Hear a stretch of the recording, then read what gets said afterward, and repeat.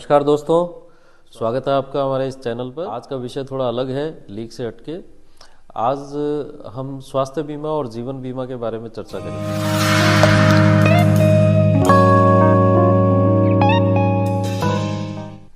मैं डॉक्टर मनोहर दवा, professor surgery, PBM hospital, Sardar Patel medical college.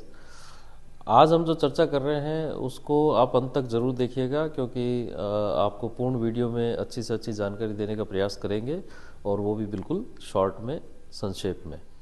तो जैसा कि अब हम सब जानते हैं कि आज के इस दौर में जब विभिन्न प्रकार की बीमारियां और ऑटोमोबाइल सेक्टर इतना ग्रोथ कर रहा है, तो उसके साथ साथ ही एक्सीडेंट और एक्सीडेंटल डेथ और बीमारी की वजह से होने वाली मृत्यु, और कई बीमारियां ऐसी हैं जिनका पता भी नहीं चलता कि कब अचानक से फैल जाती है।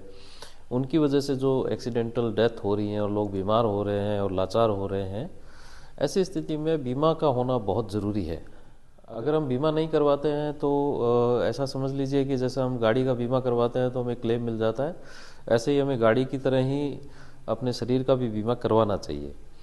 तो इसी क्रम में मैं बात करूंगा कि जो लाइफ इंश्योरेंस होता है, यानी कि जीवन बीमा, तो जीवन बीमा का पर्पज़ अलग होता है। जीवन बीमा एक तरह का इन्वेस्टमेंट है। यदि अचानक असमय मृत्यु हो जाती है तो जो बीमित व्यक्ति होता है, उसके आश्रित जो कि नॉमिनी होते हैं उसके, उनको आर्थिक सहायता प्राप्त होती है कंपनी की तरफ से, जो कि उसकी योजना या उसकी जो पॉलिसी ली गई है उसके अनुसार होती है। यानी कि उसने कितना प्रीमियम भरा है और कितने साल के लिए पॉलिसी ली है और कौन सी स्कीम ली है, उसके अनुसार उसको आश्रित व्यक्ति को उसका लाभ मिलता है। तो ये तो एक लाइफ इंश्योरेंस है, और इससे हम कमाई भी कर सकते हैं। जैसे हम म्यूचुअल फंड में इन्वेस्टमेंट करते हैं, इसी प्रकार लाइफ इंश्योरेंस की ऐसी ऐसी स्कीम्स भी आती हैं आजकल, जिसके अंदर आपको अगर डेथ नहीं भी होती है तो आपको एक सर्टेन, एक निश्चित समय तक के लिए इन्वेस्टमेंट करना है, प्रीमियम भरना है।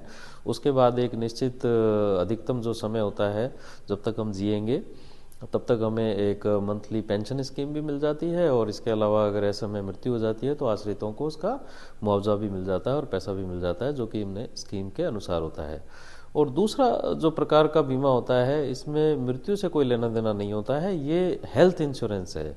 तो हेल्थ इंश्योरेंस और लाइफ इंश्योरेंस में इतना ही डिफरेंस है कि हेल्थ इंश्योरेंस, यदि आप जिंदा रहते हुए कहीं बीमार हो जाते हैं या कोई ऐसी स्थिति हो जाती है कि हमें हॉस्पिटलाइज करना पड़ता है, तो जो हॉस्पिटल्स उस इंश्योरेंस कंपनी की लिस्ट में शामिल होते हैं, या जिन हॉस्पिटल्स ने इंश्योरेंस कंपनी से टाई अप कर रखा है और हमने उनसे इंश्योरेंस करवा रखा है, तो उन हॉस्पिटल्स में हमारा इलाज मुफ्त होता है। कई बीमा कंपनियां आपका हॉस्पिटलाइज नहीं होने पर भी आपका नियमित तौर पे चेकअप वगैरह करवाते हैं।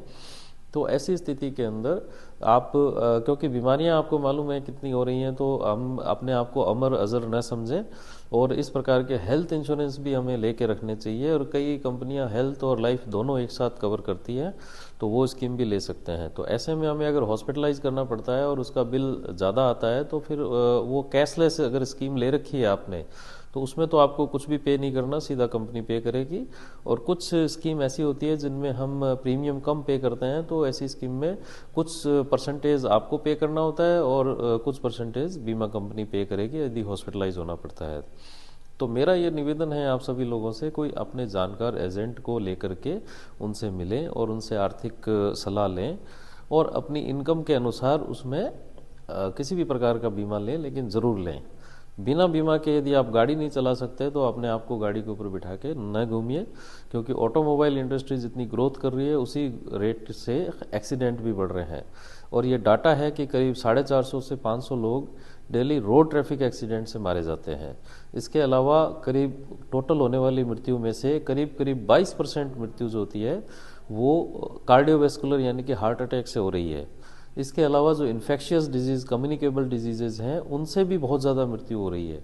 और फिर नेचुरल कैलेमिटीज़ यानी कि भूकंप, बाढ़ वगैरह, इनसे भी काफ़ी हद तक मृत्यु होती हैं। तो हम अपने आप को उन परसेंटेज में समझ करके आगे का अपना इंश्योरेंस, अपने जीवन का और अपने बाद में रहने वाले जो आश्रित लोग हैं, हम पर जो आश्रित होते हैं, उनको हमारी कमी तो पूरी नहीं की जा सकती है, लेकिन हमारी वजह से होने वाले जो नुकसान है उसकी भरपाई, आर्थिक सहायता अगर मिल जाती है तो काफ़ी हद तक वो पूरा किया जा सकता है जो आप छोड़ के गए हैं काम।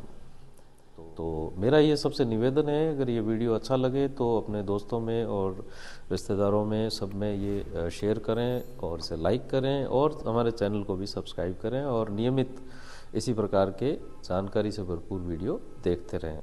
धन्यवाद।